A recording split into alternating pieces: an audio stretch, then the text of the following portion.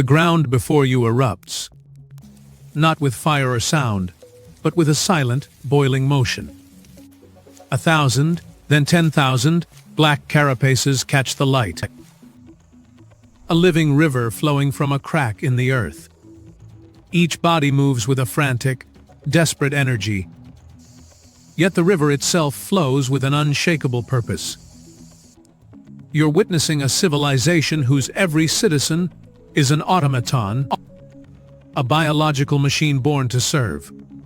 Now, let's shrink down and peer into the microcosm. The world grows immense. Blades of grass become towering green skyscrapers. Blades of grass become towering green skyscrapers, and pebbles are impassable mountains. Your perspective shifts. You are now one of them. You feel the vibrations of 1,000 footsteps through the soil, a constant, rhythmic tremor that is not a threat, but a comfort. It is the heartbeat of the whole. There is no I here. The pronoun evaporates, a meaningless concept. There is only the colony. The frantic hunger you feel is not your own. It is the collective's need for fuel. The sudden, urgent impulse to turn left, to follow a scent you cannot name, is not a decision, it is a broadcast received, a command executed. A command executed. You are a neuron firing in a brain of earth and tunnels. Your value is purely functional. You are a leg, an antenna, a pair of mandibles, lent to a sprawling consciousness that thinks with chemistry and speaks through touch. Here, such a story Hive of a lone hero would be a horror tale, a cancer. The individual is a statistical error, a deviance to be corrected or purged. It feels like a masterclass in biological totalitarianism, a state of being so completely surrendered that the concept of freedom has never even been born. You are a part of something vast and eternal, and you are utterly, completely, nothing at all. That command you've been waiting for doesn't arrive as a thought. It doesn't come from a leader, a general, or a queen barking orders from a subterranean throne. There is no central command. Instead, the command simply is. It is a change in the very taste of the air. A sudden, complex chord in the symphony of smells that governs your existence. Your antennae, those delicate, feathered instruments of perception, twitch and decipher a new imperative woven into the chemical breeze. This is the language of the superorganism pheromones, a vocabulary of elegant, invisible molecules that replaces thought, debate, and choice with pure, unthinking compulsion. You cross a trail left by a forager moments before, and its message floods your senses. It is not a suggestion, not a map you can choose to ignore. It is a neurological key, turning a lock deep within your primitive brain. The scent doesn't say, food is this way. It says, goo, and your 6 legs obey, falling into a rhythm dictated by a ghost. There is no room for interpretation, no possibility of rebellion. This chemical network is the most efficient and most terrifying collectivist system imaginable. It's a flawless information network where the nodes, you, have no awareness of the data they are transmitting. You are simply a conduit for the colony's will. Imagine a human city where civic duty was not taught, but inhaled.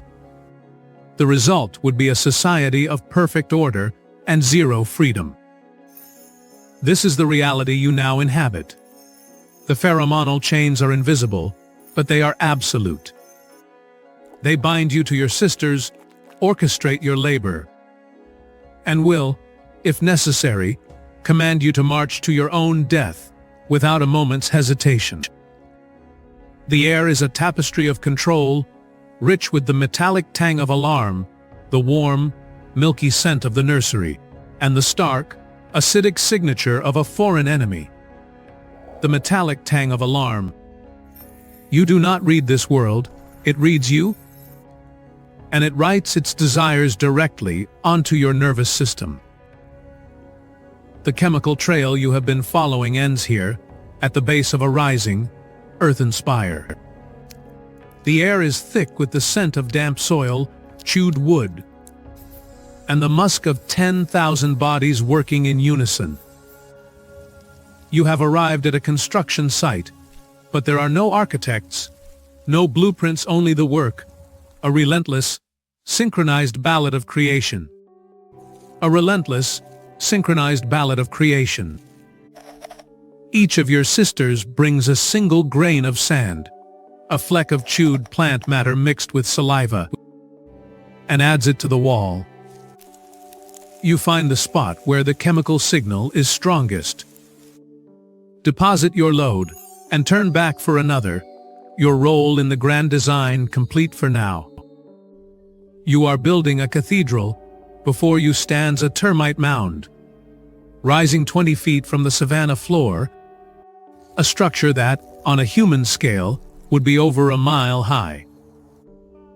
It is a masterpiece of engineering, complete with spiraling chimneys, passive ventilation systems, and subterranean farms where the colony cultivates its fungal food source. Yet, the most profound truth of this place is that no one who built it knows what it is. The intelligence required to design it is nowhere to be found. It is an architecture of instinct. An idea executed by creatures who have no capacity for ideas. Humanity builds with ego. Our skyscrapers are monuments to wealth. Our cathedrals are hymns to a named god. The superorganism builds from the bottom up. Each action leaves a trace. A pheromone marker. That stimulates the next action. That stimulates the next action. A simple rule, followed blindly by millions, gives rise to breathtaking complexity. It is the stark difference between the messy, brilliant chaos of a human city and the sterile, flawless order of the mound. Standing in a cool draft, flowing from a perfectly angled vent, you realize the hive has long mastered a form of technology, creation without consciousness. Deep within the earthen walls you helped build, you move through the humid darkness of the nest's core. You move through the humid darkness of the nest's core. The air is thick with the nursery's milky scent, and the regal, calming pheromone of the queen. A colossal, pulsating abdomen laying an endless stream of eggs. Here, the social structure of the colony reveals itself, where human morality dissolves into meaninglessness. You see a worker regurgitate its own stored food directly into the mouth of a hungry sister, an act we would label altruism. You watch another stand its ground against a predator, sacrificing its body, so that others carrying precious larvae can escape. But as you feel the unthinking compulsion to do the same, you are sterile. Your body is a genetic dead end. The only way for your lineage to continue is through the queen. Your altruism is the logical conclusion of a ruthless biological calculation. A ruthless biological calculation. For the propagation of your shared genes. The individual is an investment.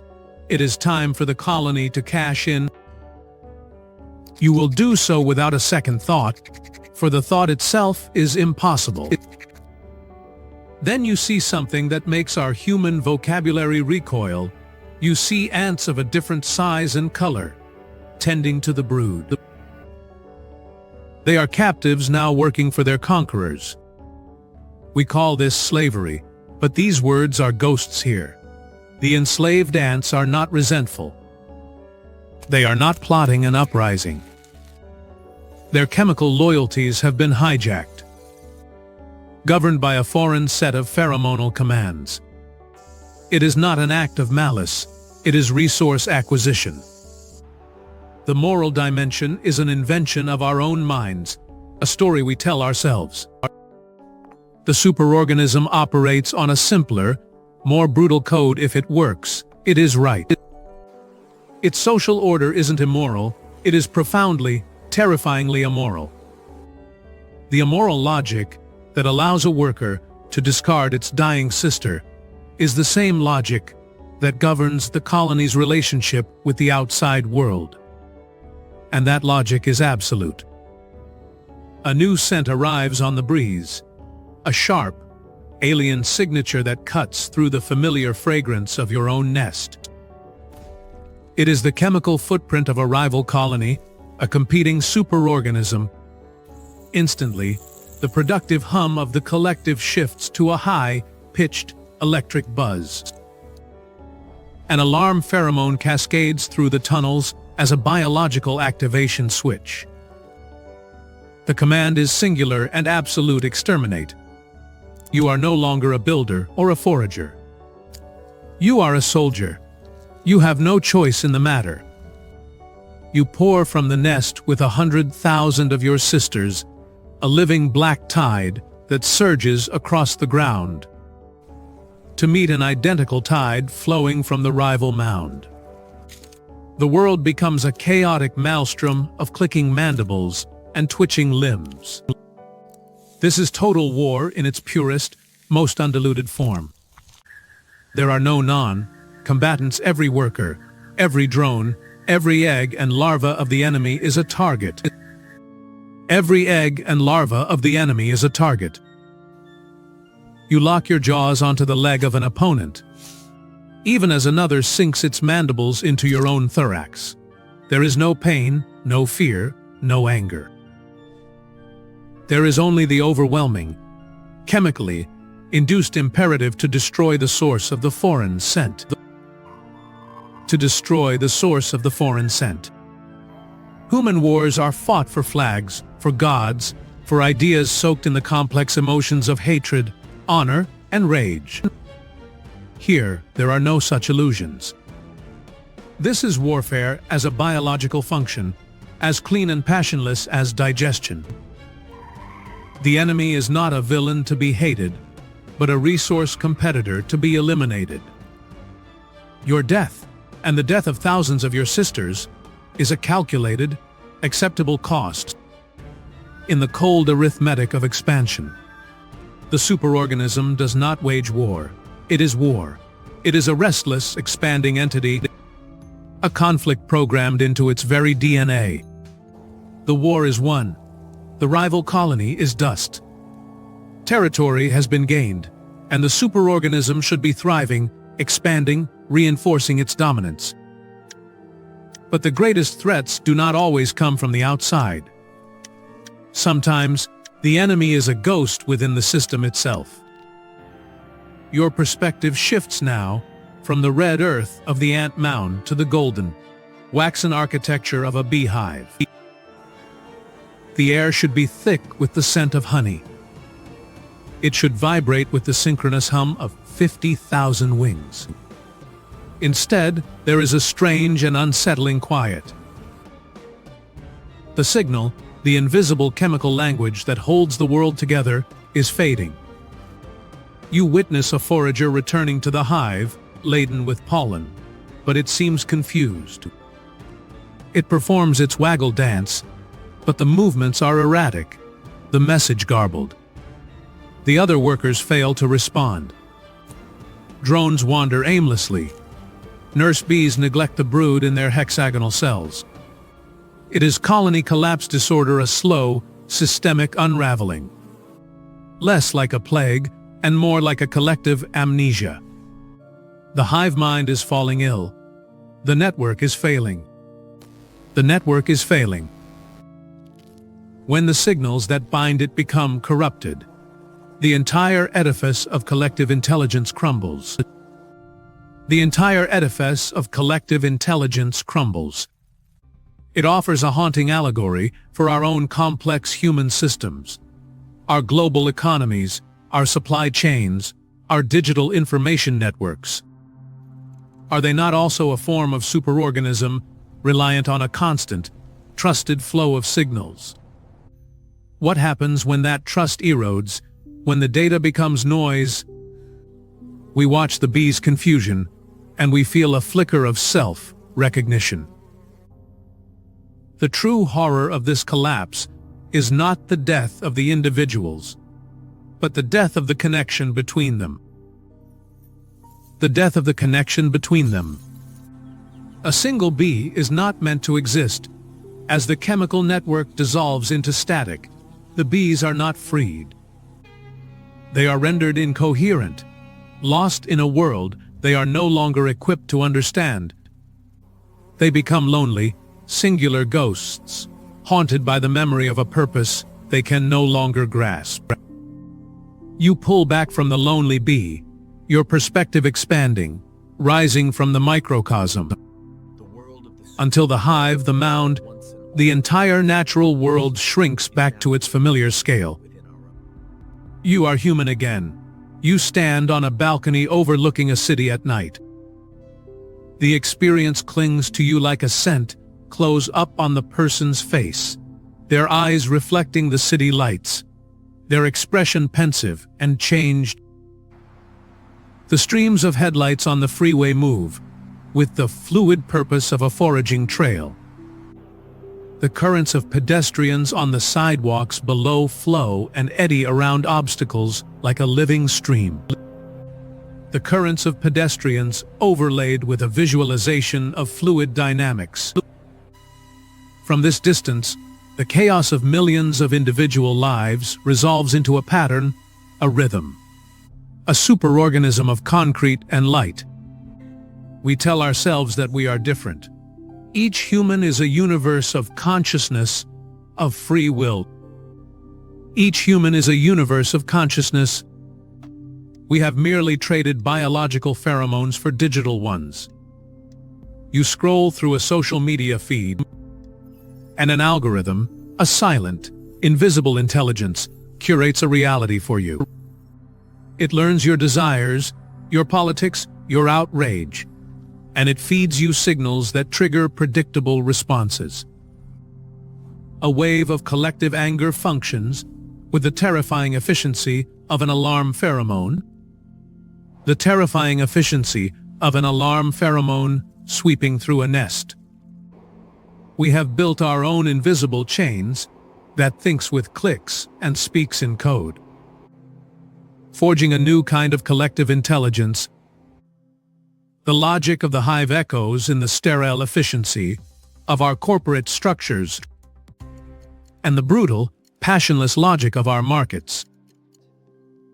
We seek the comfort of the group, the safety of the echo chamber, the clarity of a shared enemy, the tension, the enduring, messy, beautiful chaos of the human individual, versus the seductive, orderly, and powerful pull of the collective. We are building a mirror of it. And when we look into that mirror, we must ask what, precisely, we are willing to sacrifice. Our long journey through the hive mind has led us back here, to the quiet solitude of your own consciousness. The superorganism is nature's grand experiment in abolishing the individual for the sake of the whole. A perfect and terrifying form of unity. As you move through your own complex world of digital signals and social currents, you are left with the most fundamental of questions. When you feel the pull of the group, the urge to conform, how much is the ancient ghost of the hive still whispering in your DNA? Whispering in your DNA.